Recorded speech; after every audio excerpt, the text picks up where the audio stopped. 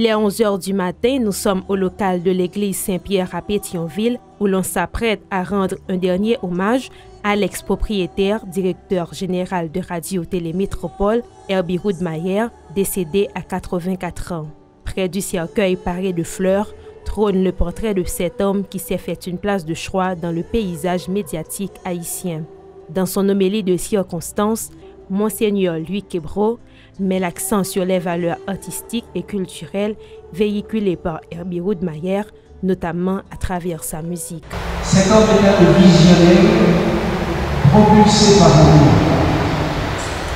Et ce matin, dans cette paroisse, nous sommes interdits de découragement.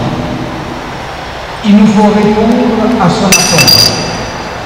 Aimer, toujours aimer, aimer à tort et à travers. Le président et directeur général de Radio et Télé Métropole, Richard Roudemayer, très ému, salue le départ d'un père qui n'a jamais failli à sa mission. Aujourd'hui, c'est la journée internationale de la presse et que c'est aujourd'hui qu'on a aussi célébré ses funérailles.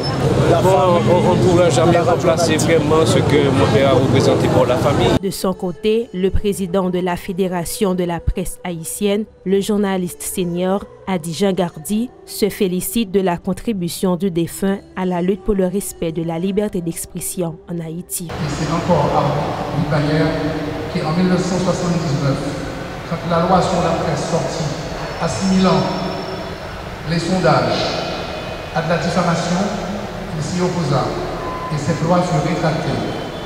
Herbie Roudemayer a fondé Radio Métropole le 8 mars 1970. Passionné de jazz, il y présentait 10 to 11, consacré à ce genre musical. Plusieurs artistes, ainsi que des anciens chefs d'État, se sont joints à ses parents, ses proches, ses amis et ses anciens collaborateurs pour saluer sa mémoire.